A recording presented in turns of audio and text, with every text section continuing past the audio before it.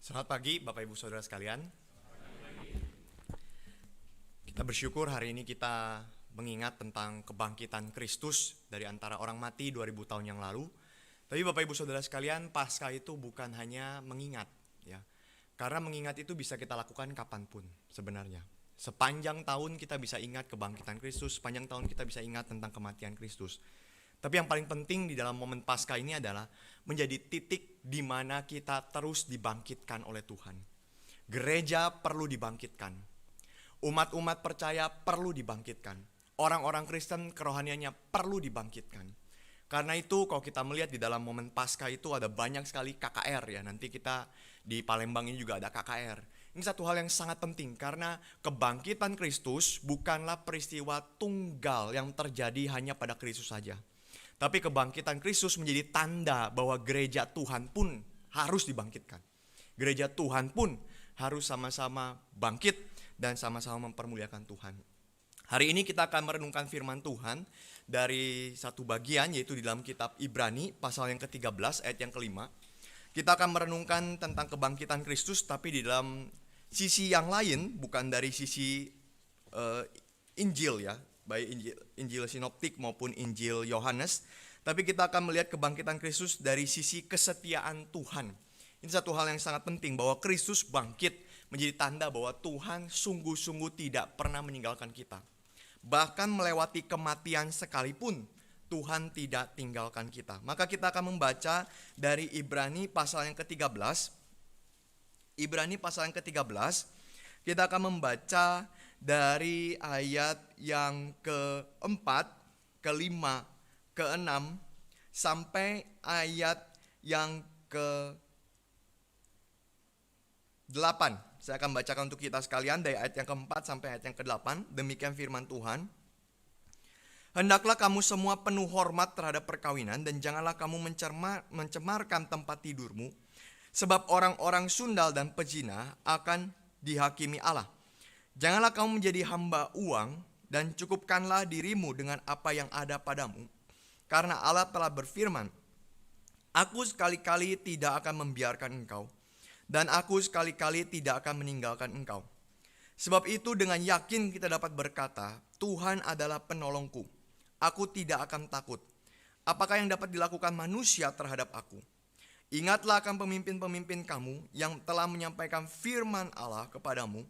Perhatikanlah akhir hidup mereka dan contohlah iman mereka. Yesus Kristus tetap sama, baik kemarin maupun hari ini dan sampai selama-lamanya. Mari kita berdoa.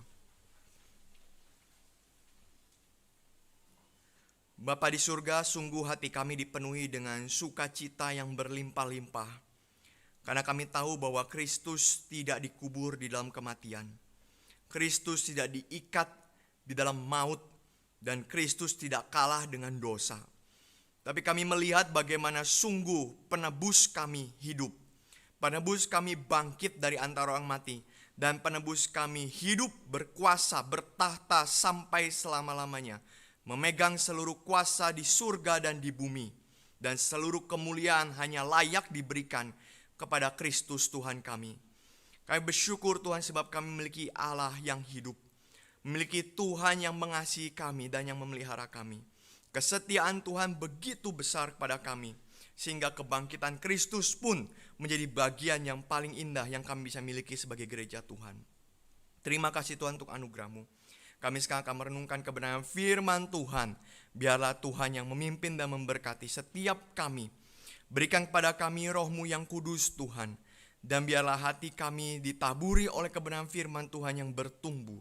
Sehingga kami sebagai orang Kristen di dalam dunia ini tidak menjadi orang Kristen yang loyo, tidak menjadi orang Kristen yang biasa-biasa saja, tidak menjadi orang Kristen yang hanya berpikir tentang diri kami sendiri.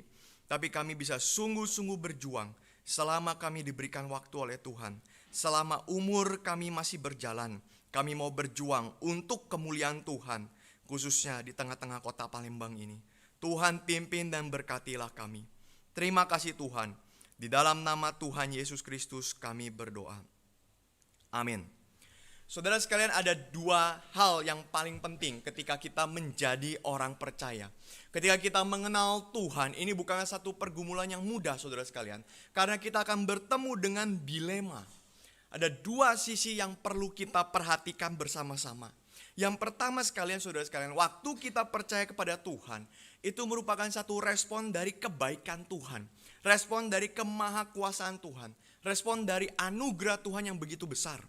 Tentu saudara sekalian, waktu kita percaya kepada Tuhan, kita tidak melihat Tuhan itu Tuhan yang kejam, Tuhan yang jahat, Tuhan yang akan menindas kita. Tidak, saudara sekalian. Martin Luther di usianya yang masih sangat muda sekali, saudara sekalian, dia melihat Tuhan yang seperti ini, yang dia temui seumur hidupnya. Dia melihat Tuhan yang menjadi hakim, yang memberikan hukuman, yang memberikan judgment begitu besar. Sehingga apa, saudara sekalian? Akhirnya dia menjadi ketakutan, saudara. Ketika kita bertemu dengan gambaran Tuhan yang seperti ini, tentu saudara sekalian, tidak ada manusia yang mau mendekat. Tidak ada manusia yang berani mendekati Tuhan. Tapi saudara sekalian, kita sadar bahwa ketika kita percaya kepada Tuhan Yesus Kristus, kita sadar akan kebaikan Tuhan. Kita sadar bagaimana dia begitu berkorban, bagaimana dia begitu mengasihi kita, dan seterusnya, saudara. Dia begitu memelihara hidup kita, maka kita mau datang ke hadirat Tuhan. Kita mau percaya kepada Tuhan. Tetapi saudara sekalian, ada dilema di mana sisi yang lain, manusia tidak bisa menolak fakta daripada kejahatan. Saudara, waktu kita percaya kepada Tuhan, apakah kejahatan dihilangkan dari kita? Tidak. Banyak orang yang justru waktu mereka percaya kepada Tuhan malah ketimpa masalah, malah ketimpa musibah, malah ketimpa hal-hal yang tidak mengenakan bagi mereka. Saudara, kalau kita lihat seperti para rasul, saudara, kita ambil contoh satu saja, Petrus ya, saudara. Petrus kurang baik apa, saudara sekalian? Dia pekerjaan sudah sangat mapan sebagai nelayan. Karena di zaman dulu orang itu nggak bisa pindah-pindah kerjaan, saudara ya. Hari ini jadi nelayan, besok jadi petani, nggak bisa, saudara. Kecuali dia benar-benar jatuh miskin sekali, saudara. Dia bisa ganti kerja. Tapi setelah itu dia nggak bisa. Dia harus meneruskan pekerjaan dari orang tuanya, diwariskan kepada dia. Maka papanya nelayan, pasti bawahnya nelayan. Dan Petrus sudah punya banyak sekali orang-orang yang bisa membantu dia. Petrus memiliki beberapa kapal. Petrus punya saudara-saudara yang membantu dia. Ini seperti perusahaan nelayan, saudara. Dia sudah menjadi orang yang sangat mapan sekali. Tapi ketika dia percaya kepada Kristus, saudara sekalian, bukan harta, bukan tahta yang dia dapati. Tapi apa? Dikejar-kejar orang. Miskin luar biasa, tidak punya uang. Dia harus melarikan diri karena pemerintah mau bunuh dia. Dia harus melarikan diri karena orang-orang Yahudi benci sama dia. Sampai akhirnya pun kematian Petrus adalah kematian yang sangat hina. Di mana dia disalibkan dengan wajah yang terbalik menurut sejarah, saudara. Kepalanya di bawah, kakinya di atas. Kenapa? Karena dia mengatakan, saya tidak mau disalibkan seperti Tuhanku disalibkan. Saya mau balik salib itu. Maka saudara, kita lihat, saudara, waktu Petrus menjadi pengikut Tuhan, menjadi penjala manusia. Bukan harta, bukan tahta, bukan kuasa yang dia dapati, saudara sekalian, tapi hidup yang penuh dengan penderitaan. Kita tidak bisa menolak fakta ini, saudara sekalian. Kejahatan itu tetap ada. Kejahatan itu atau penderitaan itu tetap terjadi dalam kehidupan kita. Tetapi ini menjadi satu dilema yang sangat besar sekali, yaitu apa, saudara sekalian? Bagaimana kehadiran kejahatan itu tidak menegasi kesetiaan Tuhan. Banyak orang yang bertanya, kalau Tuhan setia kok saya ketimpa musibah? Kok saya ketimpa penderitaan? Kok saya ketimpa ini, itu, dan sebagainya, saudara sekalian. Dan pergumulan seperti ini, saudara, bukan hanya pergumulan kita. Saudara, kita mungkin berpikir bahwa saya ini orang paling kasihan waktu saya ikut Tuhan. Karena keluarga saya meninggal, karena usaha saya bangkrut, karena saya begini, begitu, dan sebagainya. Tidak, saudara. Tetapi pergumulan ini sudah ada sejak zaman Alkitab. Maka saudara sekalian, waktu kita punya pergumulan seperti ini, kok Tuhan sepertinya tidak setia pada saya? Jangan takut, saudara. Mari kita lihat sama-sama di dalam kitab suci. Di dalam kitab suci, saudara sekalian, di dalam Ibrani, saudara. Jemaat-jemaat Ibrani mengalami pergumulan yang sama, saudara. Bahkan mungkin lebih berat dari kita. Karena konteksnya saat itu, saudara sekalian, ini surat Ibrani itu kemungkinan dituliskan setelah lewat dari abad pertama ya. Mungkin lewat dari tahun 100, 120 atau berapa ya, saudara ya. Lewat dari tahun 100. Para rasul kebanyakan sudah pada mati. Sehingga kita tidak memperdebatkan ya sekarang ya penulis Ibrani siapa ya. Kita tidak terlalu concern ke sana saudara sekalian. Tapi kita lihat konteks hidup mereka. Khususnya orang-orang Kristen Yahudi. Saudara, di dalam komunitasnya orang Romawi itu, mereka semua harus menyembah kaisar sebagai juru selamat. Ini wajib saudara, ini nggak bisa enggak. Maka istilah juru selamat, istilah soter di dalam komunitasnya mereka, itu mengingatkan mereka pada kaisar. Bukan mengingatkan mereka pada Kristus, saudara. Bukan pertama kalinya diambil oleh Kristus. Karena itu saudara sekalian mereka harus menyembah. Tetapi saudara sekalian, orang Yahudi tidak mau menyembah kaisar. Orang Yahudi hanya mau menyembah kepada satu Tuhan saja. Mau menyembah kepada Allah mereka sendiri. Maka apa yang terjadi saudara sekalian? Berantem, bertengkar. Berkali-kali orang Yahudi bikin ulah, bikin onar di dalam kekaisaran Romawi. Padahal Kaisar Romawi punya satu slogan, saudara ya, Pax Romana. Roma harus damai, Roma harus tenang, Roma harus menjadi bangsa yang kuat, bangsa yang kondusif untuk kita hidup. Karena itu saudara sekalian, akhirnya apa? Oke lah, pemerintah Romawi sudah bohwat sekali dengan orang Yahudi. Mereka gak mau diatur. Akhirnya bagaimana? Ya sudah, sekarang orang Yahudi boleh untuk menyembah Allah mereka. Tetapi hanya di bait Allah saja. Maka saudara lihat, bait Allah itu tempat di mana gak ada orang Romawi masuk. Gak berani mereka masuk, saudara. Itu tempat khusus hanya diberikan kepada orang Yahudi untuk mereka beribadah, untuk mereka yang melakukan korban dan sebagainya, saudara sekalian. Di sana, saudara. Di bait Allah itu. Nah, saudara sekalian, tetapi orang-orang Kristen Yahudi itu kasihan, saudara. Karena awalnya mereka boleh sembah Tuhan mereka. Mereka boleh mengekspresikan iman mereka. Tetapi waktu mereka mengekspresikan itu, saudara, loh kok ada yang beda sama Yahudi? Orang Romawi awalnya melihat orang-orang Kristen itu bagian dari sekte Yahudi, maka dibiarin. Tetapi karena orang Yahudi berontak, orang Yahudi bilang, ini bukan orang Yahudi kok. Mereka nyembah manusia, mereka nyembah orang yang baru disalibkan itu. Ini bukan orang Yahudi. Akhirnya apa saudara sekalian? Akhirnya orang-orang Yahudi itu membenci mereka. Orang-orang Yahudi itu mengesampingkan orang-orang Kristen sebagai orang yang dianiaya dan seterusnya, saudara sekalian. Nah, waktu mereka dikesampingkan, waktu mereka dianggap sebagai orang yang dianiaya, saudara sekalian, di saat itu juga pemerintah Romawi itu sadar, oh, Kristen beda sama Yahudi ternyata. Kami pikir dari dulu ini sektenya Yahudi, maka silakan beribadah. Oh, ternyata kami baru tahu ini beda dari Yahudi. Akhirnya apa, saudara? Pemerintah Romawi berkata, kalau kamu beda dari Yahudi, nah, kamu mesti nyembah kepada kaisar. Saudara lihat, orang Kristen dijepit dari dua sisi. Satu, dari orang-orang Yahudi mengatakan bahwa mereka kafir. Mereka tidak nyembah Allah, mereka nyembah manusia. Di sisi lain, saudara sekalian, orang-orang Romawi mengatakan mereka harus sembah kaisar, tapi gak mau. Orang Kristen gak mau nyembah kaisar. Siapa kaisar itu? Juru selamat kami yang sejati bukan kaisar, tapi Kristus. Maka saudara, orang Romawi melihat mereka sebagai pengkhianat. Saudara, kalau kita hidup di dalam dunia seperti ini bagaimana ya? Ketika keluarga terdekat kita mengatakan bahwa engkau kafir, engkau bukan keluarga. Tapi di sisi lain, saudara sekalian, pemerintah juga mengatakan bahwa kita ini pengkhianat negara. Kita ini pengkhianat bangsa, saudara sekalian. Maka orang Kristen waktu itu menjadi orang yang paling dibenci, paling dikejar-kejar, paling dianiaya. Dan mereka kehilangan segala hak untuk hidup. Saudara bisa bayangkan, mereka mau kerja, mereka waktu mau dagang sama orang. Orang bilang, ini orang Kristen kan? Ah udahlah, gak usah beli dari dia. Ngapain ini mah pengkhianat. Datang orang Yahudi.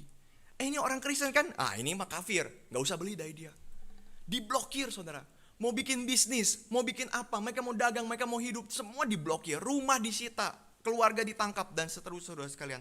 Bahkan nyawa mereka pun terancam waktu mereka ikut kepada Kristus, saudara sekalian. Maka ini membuat mereka meragukan hidup mereka. Ini membuat mereka meragukan nasib mereka. Kalau kita gini terus, gimana bisa hidup? Dikejar-kejar dan seterusnya. Saya pernah tanya, saudara sekalian, ada satu orang ya, waktu saya pergi ke Ambon. Ambon kan pernah kerusuhan besar sekali, saudara ya. Itu luar biasa. Dan sampai sekarang pun sebenarnya, saudara sekalian, masih ada luka yang tersisa. Saudara, maka ini mengerikannya kerusuhannya. Kerusuhan itu bukan hanya, fenomenanya sudah berhenti, udah gak ada perang, oke kita aman. Enggak, saudara. Di dalam hati mereka itu masih ada luka yang tersisa. Maka saya pernah tanya satu orang, saudara. Waktu itu dia kerusuhan. Kampung dia itu kampung Kristen. Dikepung oleh kampung Islam. Saudara bisa bayangkan. Kirinya Islam, kanannya Islam. Depannya itu laut atau apa. Belakangnya gunung, saudara.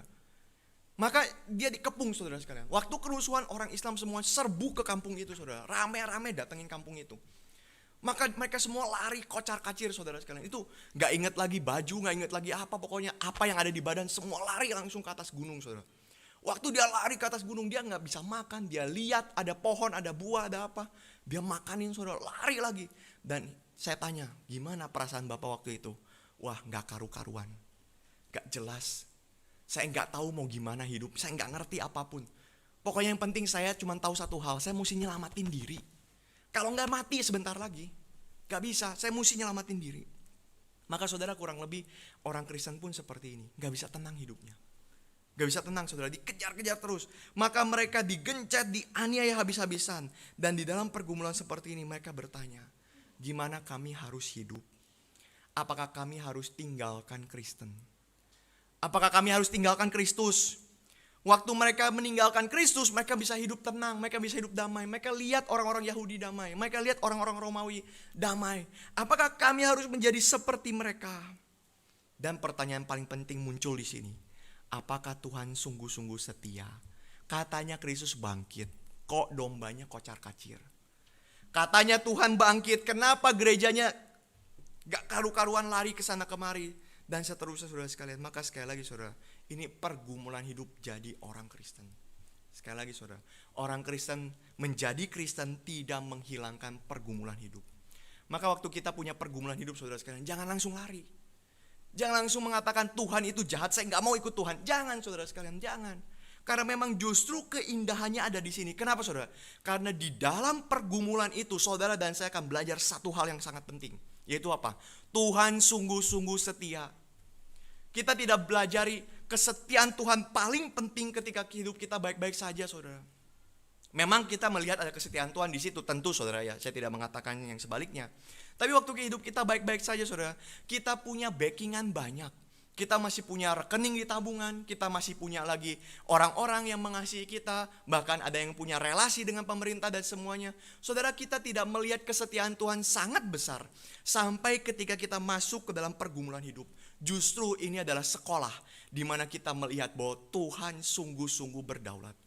Tuhan sungguh-sungguh setia. Tuhan sungguh-sungguh memimpin mereka. Maka sekarang pertanyaannya adalah, saudara, bagaimana kita menghadapi penderitaan seperti ini? Bagaimana kita menghadapi pergumulan hidup? Kalau kita bertanya kepada orang-orang di dunia, saudara sekalian, apa jawaban mereka? Jawaban mereka adalah, saudara, mereka akan selalu mencari cara untuk berusaha mengekskalasi kesenangan mereka. Kenapa? Karena inti dari hidup manusia itu adalah happiness. Inti dari hidup manusia itu apa? Harus bahagia. Maka sekarang, saudara sekalian, iklan-iklan yang ditampilkan sekarang bukan iklan-iklan seperti zaman dulu, saudara. Kalau kita lihat iklan zaman dulu, ya, iklan zaman dulu itu seperti ini. Ini ada produk, saya jualan produk. Produk ini khasiatnya begini, begini, begini. Ukurannya segini, segini. Harganya segini, segini. Silakan Bapak Ibu beli produk kami.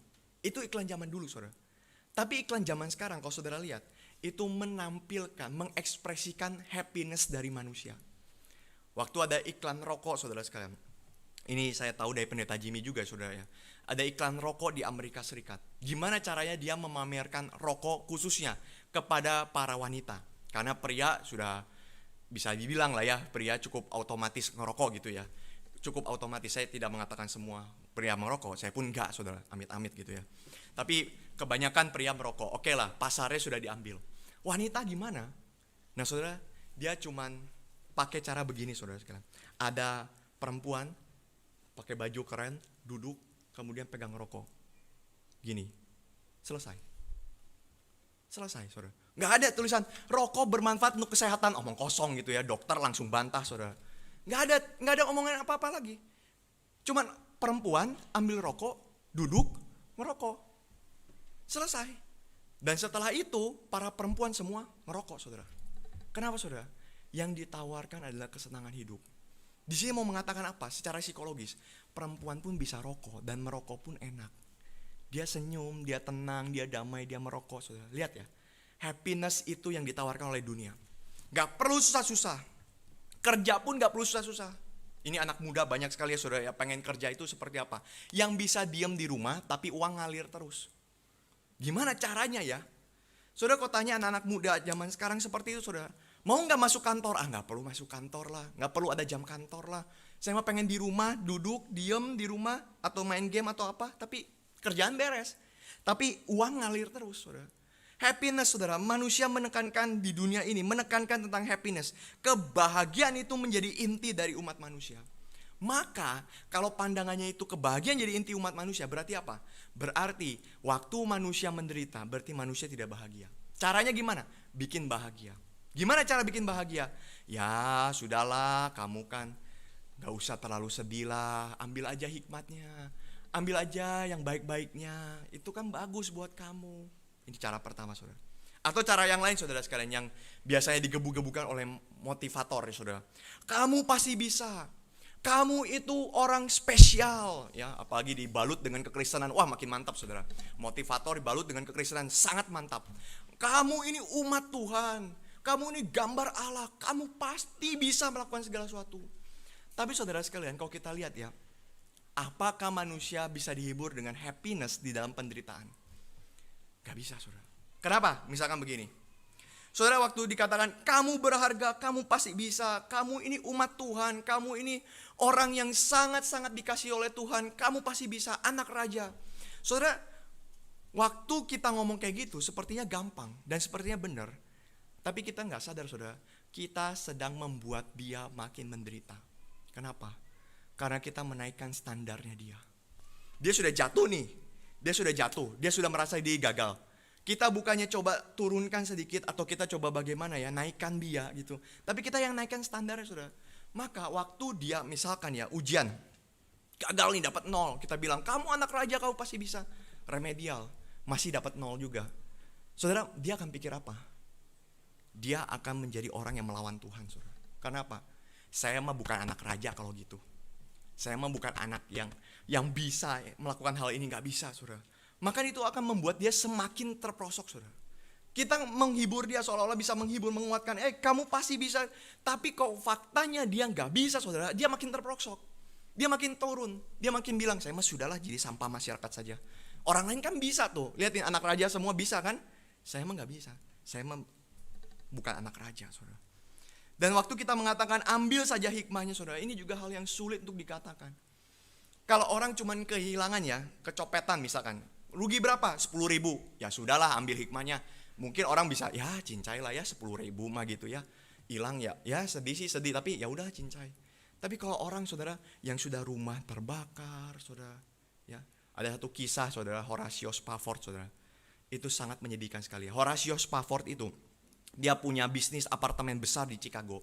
Tapi pernah terjadi kebakaran besar di Chicago, habis semua bisnisnya. Setelah bisnisnya habis, dia punya 4 anak, saudara sekalian, mati semua. Anak yang paling kecil mati, yang laki-laki mati karena demam. Yang lain sisanya, saudara, mati karena dia kecemplung, tenggelam kapalnya, saudara. Saudara, orang seperti ini apakah kita masih bisa bilang, ambil aja hikmahnya, udah ambil yang baik-baiknya? Gak bisa, saudara, kita mungkin ditonjok sama dia, saudara. Lu aja cobain kayak gua. Cobain lu kayak gua, terus lu ngomong, ambil aja hikmahnya. Gak bisa, saudara sekalian, gak bisa.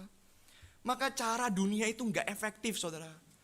Orang yang menderita itu jangan datang ke motivator, saudara. Bukan itu. Bukan itu yang paling diperlukan, saudara. Tidak. Tapi apa masalah intinya? Kita gak bisa lihat masalah itu hanya dari luar saja. Gak bisa. Kita mesti lihat ke dalamnya, saudara. Ini seperti gunung es. Titanic itu ya, saudara ya. Titanic tenggelam kan karena gunung es yang kecil. Padahal bawahnya besar sekali, saudara. Apa yang besar yang di bawahnya? Dosa, saudara. Dosa itu masalah paling besar dari umat manusia. Bukan yang lain-lain, saudara sekalian. Nah, saudara, waktu kita bicara tentang dosa ya, dosa itu bukan hanya membuat manusia terpisah dari Allah. Bukan, saudara. Karena sebenarnya di dalam kitab Kejadian pun ya, dan di dalam teologi reform, kita percaya yang disebut dengan CC distinction, saudara. Apa itu? Creator and creation distinction. Perbedaan. Pencipta Allah, ciptaan manusia itu tidak punya sambungan sama sekali. Tidak ada irisannya sama sekali. Tidak ada bagian yang dimiliki oleh Allah, dimiliki oleh manusia. Tidak ada, saudara. Allah dan manusia itu benar-benar punya qualitative difference. Punya perbedaan sangat besar dalam kualitasnya, saudara sekalian. Maka sebenarnya, kalaupun manusia tidak jatuh dalam dosa, Adam tetap perlu mediator. Adam tetap perlu mediator untuk bertemu dengan Tuhan. Bukan hanya karena jatuh dalam dosa, tidak saudara. Adam perlu punya mediator karena memang Allah dan manusia itu punya kualitatif different besar sekali. Tetapi saudara sekalian, dosa ini menambah parah jurang itu. Menambah parah saudara. Bukan hanya punya kualitatif difference saudara, tetapi dosa ini membuat manusia dihalangi oleh murka Allah yang sangat menakutkan. Kuasa dosa itu menelan manusia, sehingga hidup manusia itu terpecah-pecah. Saudara, ini yang paling parah dari kehidupan manusia dalam dosa saudara. Dosa bukan hanya sekali lagi saudara, tindakan jahat saja. Betul itu dosa. Betul itu tidak benar saudara. Tapi sekali lagi saudara, dosa itu membuat hidup manusia terpecah. Saya ambil contoh begini saudara. Bapak ibu saudara sekalian di tempat ini pasti punya kisah hidupnya masing-masing.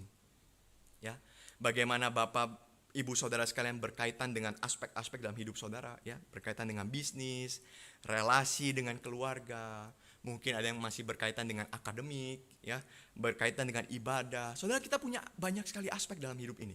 Kita kan nggak hidup hanya satu aspek saja. Pokoknya saya jadi suami, ya sudah jadi suami aja. Enggak, tapi saya sambil jadi suami, saya juga sambil jadi anak, saya juga sambil jadi hamba Tuhan di gereja misalkan ya, ambil contoh saya. Saya juga sambil jadi masyarakat ya di dalam relasi dengan pemerintah. Kita punya banyak sekali aspek saudara sekalian. Dan semua ini Allah mendesainnya saudara. Untuk apa? Memuliakan Tuhan. Allah mendesain kita dari banyak aspek, jadi anak, jadi ini, jadi itu saudara. Semua satu pribadi kita yang jalani. Tapi semua itu dibawa untuk apa? Fokusnya satu, memuliakan Allah. Maka satu persatu semua sistem ini tuh berjalan dengan baik saudara. Karena waktu saya memuliakan Allah, bagaimana memuliakan Allah sebagai suami? Nah itu kan dikerjakan juga, oh mesti tunduk pada Allah dan sebagainya. Bagaimana memuliakan Allah sebagai anak? Sama. Bagaimana memuliakan Allah sebagai hamba Tuhan? Bagaimana memuliakan Allah sebagai ini, sebagai ini, sebagai ini? Semua jadi satu kesatuan saudara. Ujungnya apa? Memuliakan Allah. Tapi saudara sekalian, waktu dosa merusak saudara, dosa membuat kita berfokus kepada diri. Bukan kepada Allah, tapi kepada diri. Sehingga apa saudara? Ini di dalam komputer ya, jadinya sistem failure saudara. Kegagalan sistem. Karena waktu kita fokus kepada diri, di dalam relasi pernikahan saudara, bisa gak kita hanya fokus pada diri? Gak bisa saudara. Pernikahan hancur. Saya pokoknya pengen gini. Engkau harus tunduk pada saya. Misalkan saya ngomong gitu sama istri saya ya. Saya gak pernah ngomong sih. Tapi saya misalkan ngomong gitu saudara ya. Kamu harus tunduk pada saya. Kamu gak boleh lawan saya. Saudara, hancur kan? Pecah. Kenapa? Karena fokusnya ke diri. Pokoknya saya mesti ditinggikan, gengsi saya mesti dijaga. Sama saudara sekalian, waktu saya fokusnya ke diri di dalam pekerjaan sebagai hamba Tuhan. Gak bisa Pak Jimmy, masa Pak Jimmy suruh saya khotbah? Saya gak mau khotbah. Wah saudara, cilaka. Gimana itu saudara? Pak Jimmy gak boleh suruh-suruh saya ya. Saya punya gengsi ini gede nih, Pak Jimmy mesti jaga gengsi saya. Wah gak bisa saudara seperti itu. Hancur. Di tempat lain juga sama saudara sekalian. Waktu kita ketemu di masyarakat dan sebagainya saudara sekalian. Maka relasi ke diri itu, relasi yang melihat kepada diri akan menjadi konflik. Banyak orang bertengkar. Kenapa saudara? Lihatnya diri. Lihatnya kepentingan saya. Maka Paulus di dalam Timotius itu sangat bagus sekali. Bilang apa? Orang yang bertengkar itu ya suruh berdoa. Solusinya bertengkar itu berdoa saudara. Bukan yang lain. Bukan ayo kita damaikan, datang pengadilan. Enggak saudara. Paulus bilang berdoa. Kenapa? Karena dengan berdoa kita fokusnya ke Tuhan. Direorientasi hidup kita. Fokus ke Tuhan. Di bisnis juga. Waktu kita fokus ke diri, serakah. Maka saudara, akhirnya apa? Dosa itu membuat hidup kita pecah. Pecah-pecah. Yang namanya keluarga gak nyambung sama namanya bisnis. Namanya bisnis gak nyambung sama namanya relasi suami istri. Relasi suami istri gak nyambung sama pendidikan dan sebagainya. Gak nyambung. Semua pecah. Semua hancur saudara sekalian. Dan setelah semuanya hancur, manusia langsung pikir apa? Saya sendirian. Gak ada yang bisa ngerti saya. Sama istri pun saya bertengkar. Misalkan. Sama atasan pun saya bertengkar. Sama masyarakat sekitar saya pun bertengkar. Siapa yang bisa ngerti saya? Saudara lihat ya, ini dosa saudara. Jadi dosa itu bukan hanya, oh saya mencuri, ya itu dosa saudara, itu dosa. Tapi dosa itu lebih parah, mencengkram kita, menghancurkan kita. Berapa banyak orang yang merasa sendiri saudara. Kesendirian, kesepian saudara sekalian. Kesepian itu bukan karena mereka tidak punya orang lain yang menemani mereka. Enggak, saudara sekalian. Kenapa orang bisa kesepian, saudara sekalian? Karena tidak menemukan makna hidup. Buat apa saya hidup kalau semua hancur? Buat apa saya hidup kalau semua gak ada yang dukung saya? Buat apa saya hidup kalau saya merasa sangat sendiri dan saya merasa semua orang musuhin saya? Seperti hidup di dalam hutan, saudara. Maka hukum rimba yang berlaku begitu, saudara. Ini semua mengarahkan manusia akhirnya apa? Cari kesenangan yang palsu. Saudara, dunia kita ini banyak sekali menyajikan kecanduan ya. Segala sesuatu itu mau dibuat sedalam mungkin sampai kecanduan, saudara. Termasuk apa? Artis-artis ya. Saudara lihat ya, artis-artis itu semua punya brandingnya masing-masing yang membuat orang itu kecanduan. Semua, game juga dan sebagainya. Kenapa bisa manusia zaman ini tuh kecanduan? Kenapa bisa manusia zaman ini tuh begitu tidak punya makna hidup? Karena sekali lagi saudara sekalian, fokusnya salah. Saudara, pernahkah kita pikir orang zaman dulu di zamannya Martin Luther, ada nggak orang yang stresnya luar biasa seperti zaman kita sekarang? Ada nggak orang yang depresinya luar biasa? Mereka nggak punya apa-apa, saudara. Kalau kita mengatakan manusia itu harus selalu dihibur, entertainment. Saudara, zaman Martin Luther entertainmentnya apa ya? Bah juga belum ada waktu itu, ya baru beberapa tahun kemudian ada bah. Mereka punya entertainment apa? Nggak ada. Tapi hidup mereka lebih strong daripada orang zaman sekarang.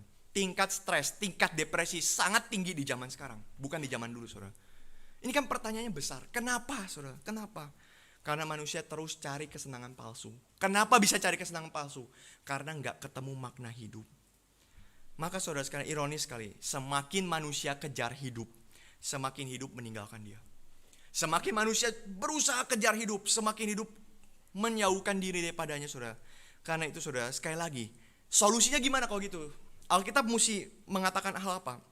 Saudara, solusinya itu bukan masukkan cerita asing dalam hidup kita. Seperti tadi saya katakan ya, kamu luar biasa, itu kan asing ya. Faktanya apa? Saya nggak luar biasa. Saya nggak luar biasa, saya biasa-biasa. Malah saya lebih rendah dari biasa mungkin, saudara ya. Kalau kita paksakan luar biasa masuk dalam kisah kita, bentur saudara, hancur, gak bisa. Tapi saudara sekalian, gimana solusinya? Membawa kisah kita kompatibel dengan kisahnya Allah. Membawa kisah kita cocok, klop dengan kisahnya siapa? Kisahnya Kristus, saudara. Kita akan renungkan 3 hal, saudara. Yang pertama, saudara sekalian, kita akan melihat bagaimana Kristus sebagai imam itu mempertemukan kisah kita dengan kisahnya Allah. Saudara, Kristus itu merupakan titik pertemuan antara dua kisah ini. Allah punya kisah di mana dia adalah Allah yang maha kuasa, Allah yang berdaulat, Allah yang punya segala kemuliaan, Allah yang punya segala kebaikan, saudara sekalian. Itu Allah kita. Berbeda jauh dengan manusia lemah, berdosa, hina, binasa dan sebagainya, saudara sekalian. Maka dua hal ini bertemu di atas kayu salib, saudara. Titik pertemuan ini terjadi di atas kayu salib. Maka kalau kita lihat, saudara, Kristus menjadi yang mempertemukan antara Allah dan manusia.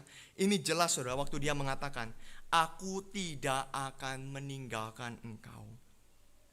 Saudara, kalimat ini itu bukan hanya dipahami sebagai janji kesetiaan Kristus memberikan makanan, memberikan hiburan, memberikan kekuatan, memberikan berkat. Saudara, kadang-kadang diarahkan ke sana ya.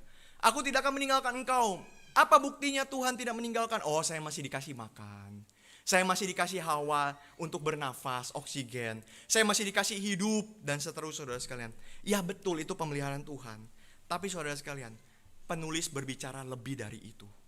Karena apa, saudara? Karena itu hal-hal yang tadi saya sebutkan pun ya, bisa dikasih oleh setan. Bisa diberi oleh setan, saudara. Setan bisa kasih harta enggak? Bisa, saudara. Waktu Yesus dicobai di padang gurun, saudara sekalian, di situ setan mengatakan seluruh dunia dan kemuliaannya akan kuberikan kepadamu, asal engkau sujud menyembah kepada Tuhan. Setan bisa melakukan itu, saudara, dengan kuasanya yang pastinya terbatas, tapi dia bisa melakukan hal itu. Tapi ada hal yang tidak mungkin dilakukan setan, yang kita perlu percaya, yang kita perlu dalami, saudara sekalian, yaitu apa? Kristus sebagai imam besar ini, saudara. Di dalam Ibrani konteks imam besar itu sangat kental sekali. Saudara, waktu kita bicara imam besar ya, apa fungsinya imam besar? Imam besar itu akan masuk ke dalam bait suci, saudara, 1 tahun 1 kali. Dia akan masuk, dia membawa darah. daripada domba yang sudah disembelih, masuk ke dalam, mewakili seluruh umat. Dia memercikan darah dan dia memohon ampun akan dosa-dosa umat, mewakili semua umat itu, saudara sekalian. Nah, maka di dalam Alkitab, saudara, ini gambaran sangat indah sekali. Di mana waktu Kristus disalibkan, dia bukan hanya mati di atas kayu salib, tapi ini menjadi satu gambaran di mana dia bertemu dengan Allah Bapa sebagai imam besar. Dia bertemu dengan Allah Bapa, dia mewakili seluruh umat-umat itu, saudara sekalian, untuk memohon ampun kepada Bapa di surga, untuk memohon pengampunan dosa kepada Bapa. Bahkan bukan hanya memohonkan ampun, Kristus melampaui imam besar. Dia pun yang menjadi korban itu sendiri. Darah yang dibawa oleh Kristus itu adalah darahnya sendiri yang telah dicurahkan untuk pengampunan dosa seluruh bangsa. Maka itu, saudara sekalian, kalau kita lihat ya, Kristus datang bukan dengan kuasa yang besar. Kristus datang bukan dengan kemuliaan daripada dunia ini. Tapi Kristus datang, saudara sekalian, dengan kasih dan pengorbanan.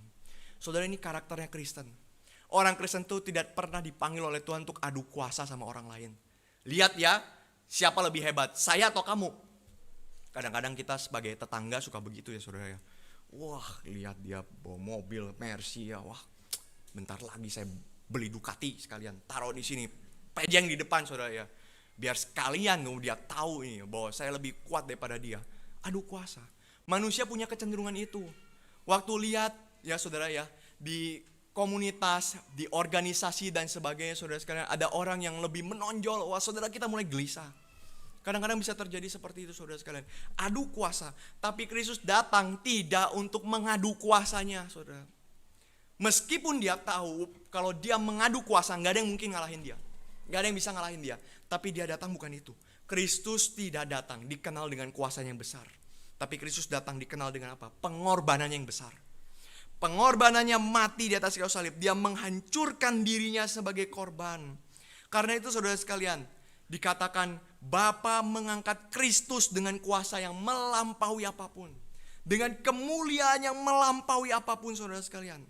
Dan termasuk, saudara, segala kuasa itu diberikan kepada dia. Termasuk apa? Termasuk umat-umat percaya diberikan kepada Kristus. Saudara, ini satu hal yang sangat indah sekali. Kristus bukan saja mendapatkan seluruh kuasa, mendapatkan seluruh kemuliaan di surga dan di bumi, tetapi juga Kristus diberikan umat percaya. Diberikan kita semua untuk dia, saudara sekalian. Maka itu, saudara sekalian, ketika Kristus bangkit, kita menjadi anak-anak Tuhan. Saudara, ini satu hal yang sangat indah. Apa sih yang Kristus tidak bagikan kepada kita? Apa, saudara? Dia bukan saja bagikan nyawanya, bahkan Bapa memberikan reward yang sangat besar pada Kristus pun. Kita pun berbagian di dalamnya. Oh, saudara, kalau kita melihat di dalam Alkitab ini, Alkitab memparalelkan kisah kita dengan kisah Kristus. Kristus yang bangkit, maka kita pun akan dibangkitkan. Kristus anak Allah, maka kita pun menjadi anak-anak Allah. Kristus diperkenan oleh Bapa, maka kita pun diperkenan oleh Bapa. Kristus mendapatkan seluruh kuasa dan kemuliaan, kita pun berbagian menikmati kemuliaan ini, saudara. Apa yang Kristus tidak berikan bagi kita, saudara? Gak ada. Ini kisahnya seperti diparalelkan, disatukan, saudara. Kisah Kristus, apa yang terjadi pada Kristus, itu juga yang terjadi kepada kita. Maka dikatakan kita menjadi tubuh Kristus, kan, saudara. Saudara, kalau kita menjadi tubuh Kristus ya, saya ambil contoh tubuh kita masing-masing, saudara. Waktu kepala kena hujan, saudara, badan kena hujan gak? Oh, badan gak kena hujan, cuman kepala doang yang kena hujan. Apa kita jalannya begini, saudara, gitu ya? Begini jalannya di bawah dipayungin gitu? Enggak mungkin, saudara. Waktu kaki sakit gitu ya, kena batu, aduh sakit, kesandung. Kepala sakit juga enggak, saudara? Nyut-nyutan juga enggak? Wow, efeknya bisa ke sini, saudara. Berapa hari lalu saya pusing luar biasa, saudara. Pusing luar biasa karena kecapean dan sebagainya, saudara sekalian. Efeknya kemana, saudara? Efeknya ke gigi. Itu saya nggak ngerti tuh salurannya dari mana, saudara sekalian ya. Kepala yang sakit tapi gigi nyut-nyutan, saudara. Wah, ini makin sakit, ini sakit, ini sakit. Wah, akhirnya badan nggak enak dan sebagainya, saudara sekalian ya. Tapi bukan COVID ya, saudara ya, bukan ya. Aman ya, saudara ya. Clear, kita beres di sini, saudara ya, bukan COVID. Saudara, kita lihat ya. Maka apa yang terjadi pada kepala itu terjadi juga kepada tubuh. Demikian juga dengan kita, saudara sekalian. Apa yang terjadi pada Kristus, itu pun terjadi kepada kita. Termasuk penderitaannya. Maka saudara, kita tidak bisa mengatakan orang Kristen gak mau menderita. Saudara, bodoh. Kenapa kayak begitu, saudara? Bukan kita cari penderitanya, saudara ya. Jangan cari, oh mana ya saya mau cari perkara, saya mau cari masalah, pukulin polisi. Jangan, saudara ya, bukan gitu, saudara. Tapi saudara sekalian, maksudnya begini, saudara. Maksudnya adalah ketika Kristus menderita, orang Kristen pun akan dianiaya.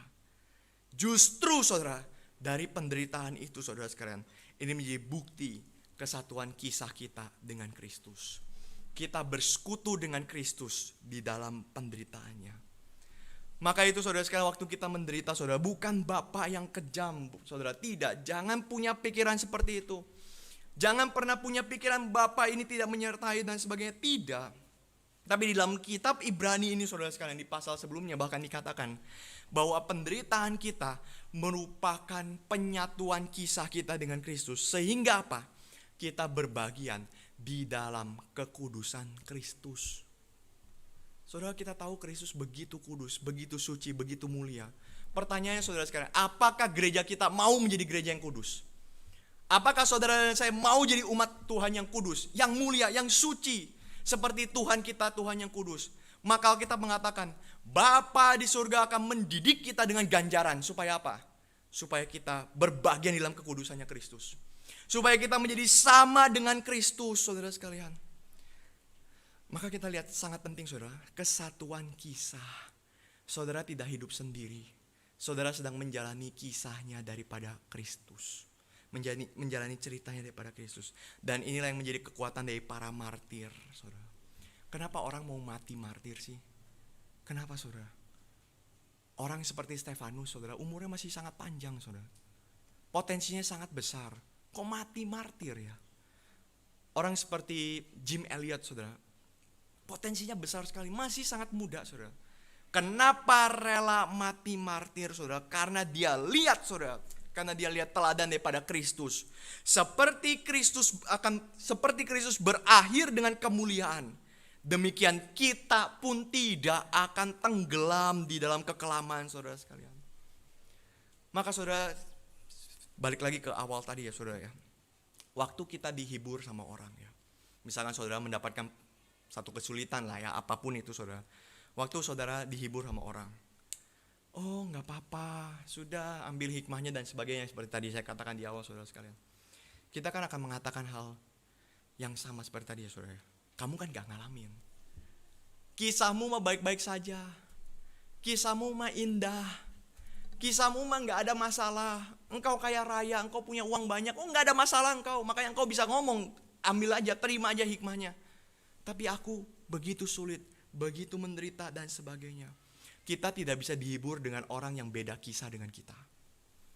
Gak bisa, saudara, sulit. Maka kemerdekaan Indonesia pun kan terjadi karena apa? Kesatuan kisah kan. Sama-sama kita mau berontak lawan pemberontak, lawan pemerintahan, penjajah. Sama-sama kita mau berjuang untuk merdeka, maka jadi merdeka, saudara. Kisah itu sangat penting, saudara. Dan satu-satunya yang bisa menghibur kita adalah Kristus. Karena apa? Kita satu kisah dengan Kristus.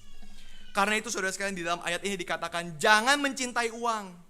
Pernikahan harus dihormati dan sebagainya, saudara sekalian. Kenapa sih gak boleh cinta uang? Kenapa pernikahan harus dihormati?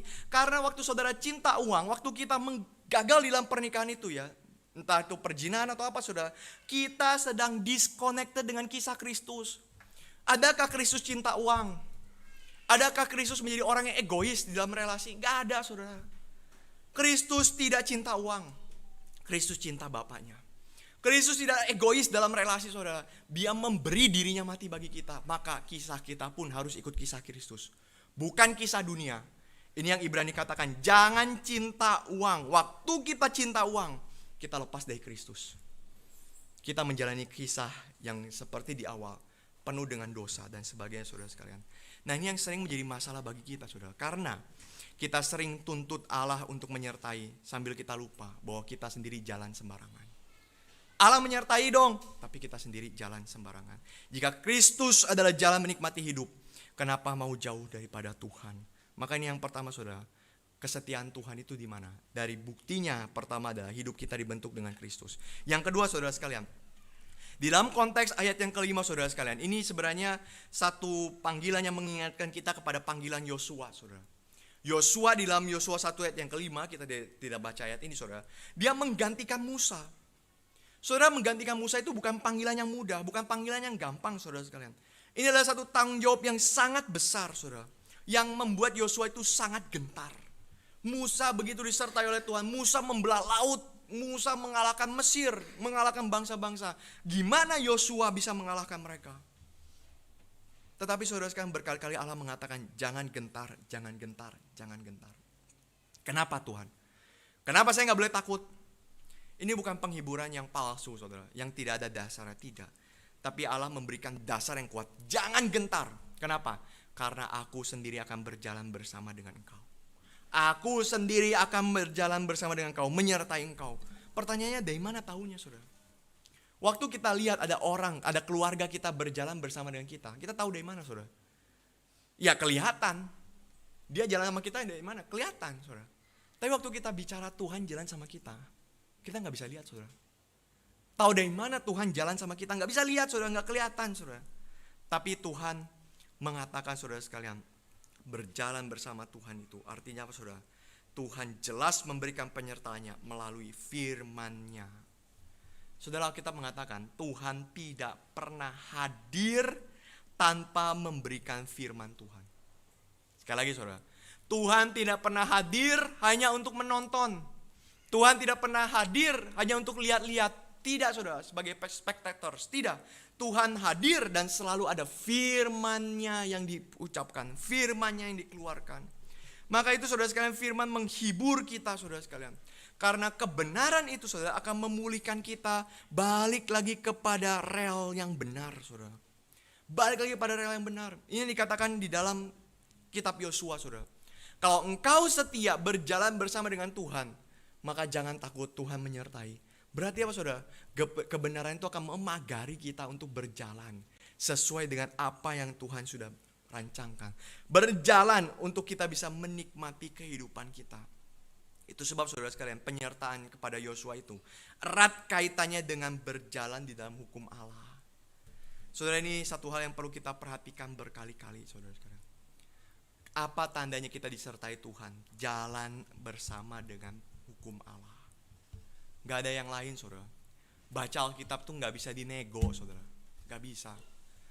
Oh nanti aja gitu. Gak bisa saudara sekalian. Ini kekuatan kita. Kalau kita gak baca Alkitab setiap hari saudara, gak bisa kita punya kekuatan untuk jalan. Gak bisa. Karena kita akan merasa sendirian, letih dan sebagainya saudara sekalian.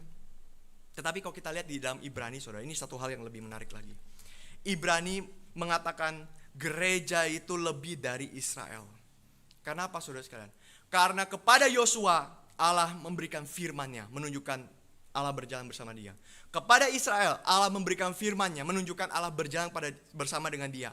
Tapi kepada gereja Allah tidak hanya memberikan firman, tapi Allah memberikan Kristus.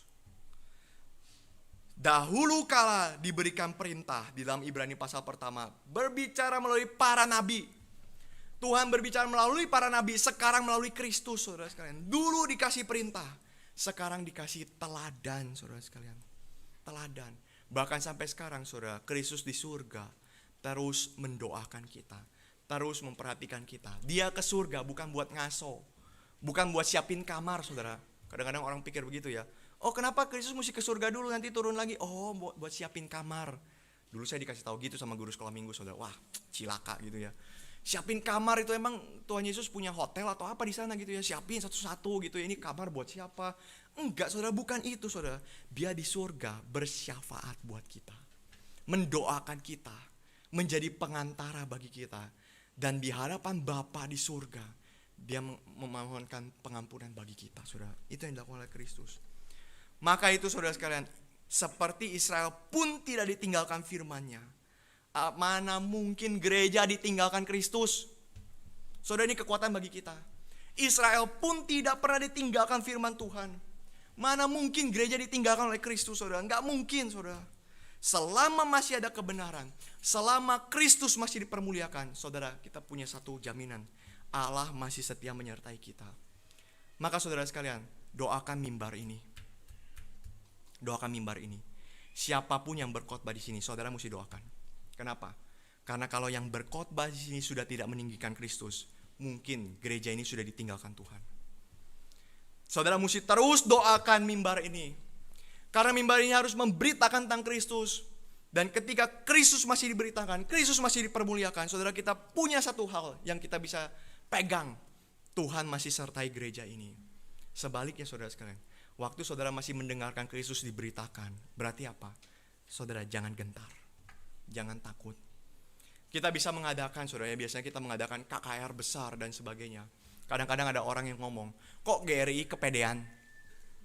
Bikin KKR sebesar-besarnya, yang datang kan bukan 100-200 orang, saudara ya. KKR kita datangnya ribuan, saudara. Oh GRI kepedean. Oh GRI ini sok jago dan sebagainya, saudara. Ini omongan dari orang luar ya, bukan dari dalam hati saya, saudara. Enggak, dari luar, saudara ya. Tapi saudara sekalian, kita punya satu kalimat yang bisa mengkonfirmasi keberanian kita, yaitu apa? Kristus diberitakan kok. Kristus diberitakan, Kristus dipermuliakan di sana, saudara. Enggak perlu takut untuk melakukan KKR. Enggak perlu takut mendorong orang datang ke KKR. Kenapa? Kristus diberitakan. Ketika Kristus diberitakan di KKR, orang-orang itu akan dihiburkan bahwa Kristus tidak tinggalkan mereka. Tuhan masih dipermuliakan, Tuhan masih kasih firman-Nya. Maka itu saudara sekalian, di momen ini juga ya, saya harap kita bisa mendorong orang datang ke KKR. Nanti KKR ya, saya lupa tanggal berapa ya, berapa hari dari sekarang ya.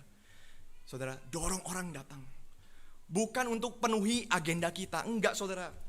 Jangan kita humas, jangan kita kasih tahu orang hanya untuk penuhi, yang penting saya merasa hebat, saya punya KKR ribuan orang. Jangan saudara, gak perlu seperti itu. Kita bukan mau adu kuasa. Tapi kita datangkan orang supaya apa? Mereka tahu Kristus tidak tinggalkan mereka. Dunia ini penuh dengan orang-orang yang kesepian sendirian. Mereka harus tahu Kristus tidak tinggalkan mereka. Dan mereka harus bertobat pada Tuhan, saudara. Maka ini hal yang kedua, saudara sekalian. Hal yang ketiga, saudara. Hal yang ketiga, kesatuan Kristus itu, saudara, membuat kita juga bersatu dengan umatnya. Kebangkitan Kristus bukan hanya membangkitkan kita, menjadikan kita bersatu dengan kisah Kristus. Kebangkitan Kristus membangkitkan kita bersatu dengan kisah umat Tuhan. Maka saudara, dalam konteks ayat yang ke-6, kalau saudara membaca di dalam ayat yang ke-6, ini bicara tentang syukur Daud ya. Di Mazmur, saudara sekalian, konteksnya. Daud bersyukur kepada Tuhan. Daud mengatakan, oh betapa besarnya anugerah Tuhan, betapa penyertaan Tuhan begitu besar, menyertai dia dan sebagainya. Tuhan tidak tinggalkan dan sebagainya. Tapi saudara sekalian, kalau kita teliti baik-baik, kenapa Tuhan tidak tinggalkan Daud? Kenapa saudara sekalian? Apa yang membuat Tuhan tidak tinggalkan Daud? Tentu saudara, waktu kita bicara Tuhan tidak tinggalkan Daud, pasti karena anugerah Tuhan. Betul saudara. Itu gak ada debat lagi saudara, anugerah Tuhan. Tapi saya mau melihat dari sisi manusianya saudara. Dari sisi Daud sendiri. Kenapa Tuhan tidak tinggalkan Daud? Karena Daud pun bersandar pada Tuhan. Saudara, ini adalah satu hal yang harus kita perhatikan. Dia kenal Tuhannya itu siapa. Maka kalau kita lihat di dalam Mazmur Daud, Daud tidak pernah memberikan Mazmur yang hanya formalitas saja. Dia mengeluarkan Mazmur berdasarkan pengenalan dia kepada Tuhan. Tuhan Maha Kuasa, maka saya bermazmur bagi Tuhan. Tuhan seperti ini, maka saya bermazmur bagi Tuhan. Dia kenal Tuhannya itu siapa. Dia tahu Tuhannya itu berdaulat. Maka dia menyerahkan semuanya kepada Tuhan. Saudara, ini adalah iman yang tepat. Saudara, iman yang tepat. Bukan hanya kita tahu. Bukan hanya kita tahu Kristus mati bagiku, Kristus sudah bangkit. Kita tahu itu saudara sekalian. Di zaman modern saat ini saudara, kita mesti hati-hati masuk ke dalam masa post-Christian era, di mana ide-ide kekristenan sudah begitu familiar. Orang-orang sudah tahu kok Yesus mati kayu salib, sudah tahu saudara. Tapi apa yang membuat orang-orang ini berbeda dengan setan? Berbeda dengan iblis saudara. Iblis tahu gak Yesus mati? Tahu. Iblis tahu gak Yesus bangkit? Tahu saudara. Tahu. Tapi yang membuat kita sebagai umat Tuhan berbeda, karena kita bertindak setelah kebangkitan Kristus. Kita melakukan sesuatu setelah kebangkitan Kristus. Kita jadi memuliakan Tuhan, kita jadi berjuang buat Tuhan. Maka itu saudara sekalian, kita lihat ya, penulis Mazmur itu menggambarkan seperti Daud, seperti Israel. Mereka disertai Tuhan, mereka berserah kepada Tuhan, dan mereka disertai oleh Tuhan. Demikian juga saudara kita, karena Kristus itu mencangkokkan gereja dengan kisahnya Israel. Saudara, maksudnya apa saudara? Perjanjian baru itu tidak disconnected dengan perjanjian lama. Bukan berarti kita sekarang sudah di dalam perjanjian baru, perjanjian lama buang. Tidak, saudara sekalian. Itu kan orang seperti Marcion dan seterusnya, saudara. Mereka mengatakan bahwa Allah perjanjian lama, Allah perjanjian baru beda. Perjanjian lama Allahnya kejam, perjanjian baru Allahnya baik, beda. Enggak, saudara sekalian, tidak. Bukan Allahnya yang beda. Umatnya yang harus dididik dengan cara berbeda. Bukan Allahnya yang beda, saudara. Allahnya satu tetap. Kisahnya tetap satu. Tapi umatnya yang perlu dididik dengan cara yang berbeda. Maka enggak disconnected, saudara. Perjanjian baru itu nggak bisa bertahan tanpa ada perjanjian lama. Perjanjian lama tidak ada harapan tanpa ada perjanjian baru. Ini saling mengikat, saudara, satu sama lain. Dan di dalam perjanjian lama kita lihat, saudara, ada berapa umat Tuhan? Hanya ada satu, kan? Satu umat Tuhan. Demikian juga di perjanjian baru, hanya ada satu umat Tuhan. Saudara, ini bukan ada dua umat Tuhan yang berbeda. Perjanjian lama umat Tuhannya siapa? Israel. Perjanjian baru umat Tuhannya siapa? Gereja. Maka ada Israel, ada gereja. Nah, ini ada dua umat. Enggak, saudara. Tidak. Alkitab enggak pernah bilang, saudara sekalian, oh, Israel itu umat yang lama, gereja itu umat yang baru. Enggak ada istilah itu, saudara, di dalam Alkitab. Enggak ada. Kenapa, saudara sekalian? Karena semua dijadikan satu umat. Baik Abraham, baik Ishak, baik Yakub, baik Musa, baik Daud, baik siapapun tokoh di dalam perjanjian lama, itu menjadi satu dengan kita. Kenapa? Karena Kristus pun satu, jalan keselamatan pun satu, dan kita jadi satu tubuh dengan Tuhan. Yesus gak punya dua tubuh, saudara. Yesus hanya punya satu tubuh. Karena itu kita pun bersatu dengan mereka sebagai umat Tuhan. Kita pun bersatu, kisah kita pun disatukan dengan mereka, saudara sekalian. Nah, sekarang pertanyaannya, kisah yang seperti apa, saudara, dari umat Tuhan? Kisah di dalam perjanjian lama, umat Tuhan adalah kisah di mana umat pilihan itu ditebus menjadi imamat yang rajani. Apa artinya imamat yang rajani, saudara sekalian? Ada dua hal. Pertama, imamat yang rajani. Imam itu menjaga kekudusan, saudara. Imam harus menjaga kekudusan dari bait suci. Imam harus menjaga kekudusan dari umat Tuhan, saudara. Ini fungsi dari imam. Yang kedua, raja. Raja itu adalah proklamator dari kerajaannya. Proklamator. Ketika raja datang, dia tahu bahwa seluruh orang itu akan sujud menyembah dia. Karena apa? Ini rajanya. Ini raja kerajaan ini. Dia menjadi proklamator, saudara. Dan inilah umat Tuhan. Menjaga kekudusan, saudara. Dan memberitakan. Bukan kerajaan kita, tapi kerajaan Allah. Allah akan hadir tengah-tengah dunia ini. Dan inilah fungsinya dari umat Tuhan. Maka itu, saudara sekalian, Kristus memasukkan kita dengan kisah Israel. Kristus memasukkan kita dengan kisah umat Tuhan itu, saudara. Sehingga, saudara sekalian, dia menggenapi perjanjian yang baru itu. The new covenant, saudara. Di mana Tuhan akan memberikan hati, memberikan Roh Kudus di dalam hati kita. Dan membuat kita percaya pada Tuhan. Saudara, ini new covenant-nya. Dan ini diterima melalui iman, saudara. Saudara bersatu dengan semua raja Israel yang benar. Semua orang-orang Israel yang sejati. Semua orang Israel yang setia. Kenapa? Karena saudara punya satu iman yang sama melalui Kristus. Loh, Abraham kan gak lihat Kristus. Musa kan gak tahu Kristus. Daud kan gak tahu Kristus. Memang mereka gak tahu, saudara sekalian. Memang mereka gak melihat langsung Kristus. Tapi saudara sekalian, ibarat seperti sejarah, saudara sekalian. Di mana Kristus berada di tengah-tengah. Umat-umat ini melihat, mengarahkan matanya pada Kristus. Meskipun mereka tidak lihat Kristus disalib. Tapi mereka mengarahkan matanya pada Kristus. Kita lihat, saudara sekalian. Ayub mengatakan, penebusku hidup. Banyak nubuatan-nubuatan tentang Kristus diberikan, saudara. Lihat semua kepada Kristus. Dan kita pun gereja, lihatnya kemana, saudara? Kepada Kristus. Semua berpusat kepada satu dalam Kristus. Maka saudara punya iman yang sama dengan Abraham. Kita punya iman yang sama dengan Daud. Kita punya iman yang sama dengan Musa. Karena itu kalau saudara baca di dalam Ibrani, ini sangat indah sekali. Kenapa di dalam Ibrani pasal yang ke-11 banyak orang-orang dituliskan? Abraham lah, Daud lah, Musa lah, siapalah, semua ditulis satu persatu. Kenapa, saudara sekalian? Ini mau mengatakan, saudara, ini mau mengatakan satu kalimat yang sangat penting sekali. Bahwa mereka beriman. Bukan karena mereka hebat. Bukan karena mereka punya kuasa dan sebagainya. Tidak. Pasal 11 ini mau menunjukkan sama seperti mereka beriman. Dan setiap orang yang beriman telah membuktikan Tuhan setia. Demikian pun kita sebagai gereja, Tuhan gak tinggalkan kita. Saudara, ini satu hal yang sangat penting. Abraham, Ishak, Yakub, Daud, Musa dan sebagainya. Di dalam iman mereka bergumul gak sama Tuhan? Bergumul. Mereka gila-gilaan bergumul. Iya, mereka gila-gilaan bergumul. Tapi pada akhir hidup mereka menemukan bahwa Tuhan tidak tinggalkan mereka. Karena mereka beriman pada Tuhan itu, saudara. Iman inilah yang kita miliki sebagai gereja. Sehingga saudara sekalian, implementasi kesatuan ini dinyatakan di dalam kehidupan gereja yang am. Saudara, nanti kita akan mengucapkan pengakuan iman rasuli. Dikatakan gereja yang am. Gereja yang am itu apa artinya? Gereja yang am itu artinya adalah kita bersekutu sebagai umat Tuhan dari segala bangsa, dari segala suku, dari segala bahasa, dari segala zaman, dari segala keturunan, dari segala apapun konteks manusia, saudara. Saudara bisa bayangkan, kita bersekutu dengan Martin Luther, dengan John Calvin, dengan orang-orang besar di dalam perjanjian baru, dengan Petrus, Paulus, sampai dengan Adam, saudara. Semua dikumpulkan jadi satu umat. Kita ini sama-sama keluarga, saudara sekalian.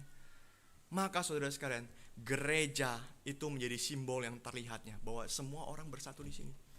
Karena itu saudara sekalian, kita nggak bisa mendirikan gereja suku, saudara. Pokoknya yang datang ke sini mesti yang sipit, yang nggak sipit nggak datang. Oh, nggak bisa, saudara. Nggak bisa. Nggak ada kesatuan gereja yang am itu, nggak ada, saudara. Di dalam gereja suku itu susah, saudara. Tapi di dalam gereja kita bersatu, semua menjadi satu, saudara sekalian. Ini menghibur kita, menguatkan kita bahwa kita tidak hidup sendiri. Saudara bergumul, saudara kesulitan dalam hidup, saudara perlu berjuang dalam hidup, nggak apa-apa. Abraham pun berjuang dan dia berhasil karena Tuhan menyertai. Begitupun saudara berjuang dan saudara akan diberikan jalan keluar oleh Tuhan. Maka kita tidak perlu takut, saudara. Kita hidup bersama seluruh umat beriman di dalam Kristus. Ini dasar yang membuat kita bisa saling mengasihi, saling memperhatikan satu sama lain. Karena kita semua ditebus dengan harga yang sama. Dan ini membuat penulis, saudara, meminta mereka, jangan tinggalkan iman. Tuhan, gimana aku dianiaya, aku begitu menderita, aku mau pergi melarikan diri dari Tuhan. Penulis bilang, jangan tinggalkan iman, jangan tinggalkan Kristus. Kenapa? Justru waktu kita beriman kepada Tuhan, kita connect dengan para orang-orang beriman lainnya, saudara sekalian. Dan di situ kita merasakan kesetiaan Tuhan. Melalui apa? Baca kitab suci ini, saudara. Tapi waktu kita menolak Tuhan, kita berontak lawan Tuhan, kita tinggalkan iman itu, maka disitulah kita merasakan sendiri. Maka itu saudara sekalian, salah satu hal yang paling indah waktu kita menyanyikan him itu apa? Him itu bukan hanya lagunya indah, bukan hanya puisinya bagus. Oh, itu betul, saudara, itu betul. Tapi him punya kuasa lebih dari itu, yaitu apa? Menunjukkan kesatuan pujian antara gereja kita saat ini dengan gereja ribuan tahun yang lalu. Saudara, kalau kita sekarang ganti lagu yang baru, saudara, kita gak akan merasakan satu kesatuan dengan gereja yang lalu. Gereja yang lalu tidak nyanyikan lagu ini kok. Gak nyanyikan lagu ini. Ini tradisi beda dengan mereka. Tapi saudara, salah satunya ketika kita menyanyikan him, saudara bisa lihat ada yang ditulis tahun 1500, ada yang ditulis tahun 1600, 1700. Saudara tahu satu hal. Wow, orang tahun 1700 menyanyikan lagu yang sama dengan kita. Kenapa? Karena memang kita punya iman yang sama dengan mereka.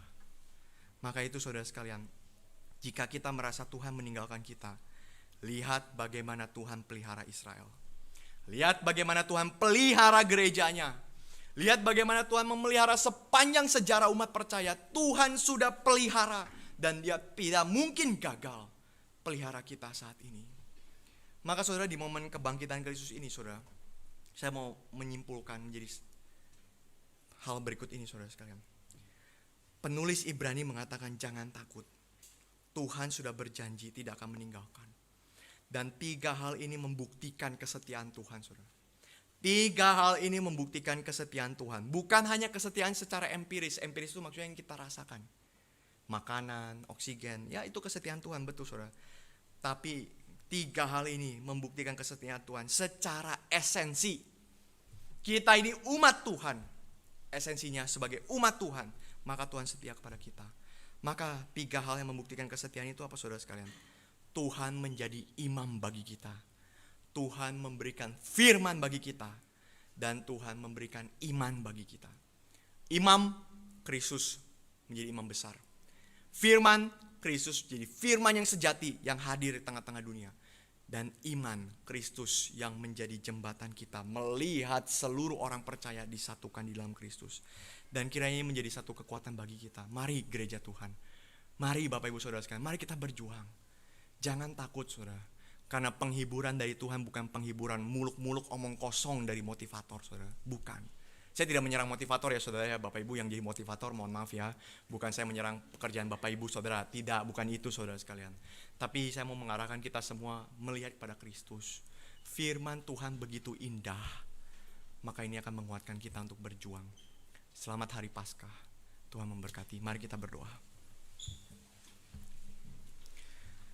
Bapa, kami bersyukur sebab Tuhan tidak tinggalkan kami. Kami bersyukur sebab Tuhan begitu setia kepada kami. Dan kami mohon Tuhan, kiranya Engkau sendiri yang akan mengangkat kami Tuhan. Kami umat yang tidak setia, kami sering lupa, kami sering jatuh, kami sering berdosa, kami sering gagal Tuhan. Tuhan tolong pelihara iman setiap kami di tempat ini. Karena kami tahu Tuhan, jika Tuhan tidak memagari iman kami, tidak memelihara iman kami, kami akan jatuh sekejap mata Tuhan. Tuhan kami mohon Tuhan sendiri yang memberkati gereja ini Tuhan. Gereja yang dimulai dengan perjuangan orang-orang yang mengasihi Tuhan. Gereja yang didasari oleh pengajaran dari para rasul dan para nabi, di mana Kristus menjadi batu penjurunya.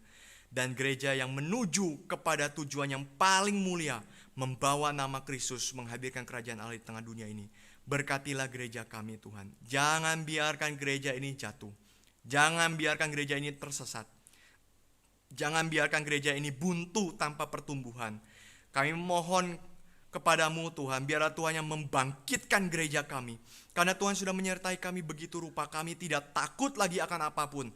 Tuhan sudah mengalahkan maut, bangkit. Dan karena itu kami pun bisa menjadi saksi Tuhan di tengah-tengah dunia.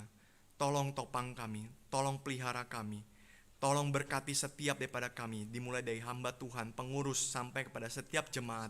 Pimpin dan sertai kami Tuhan. Terima kasih untuk anugerah-Mu. Di dalam nama Tuhan Yesus Kristus kami berdoa. Amin.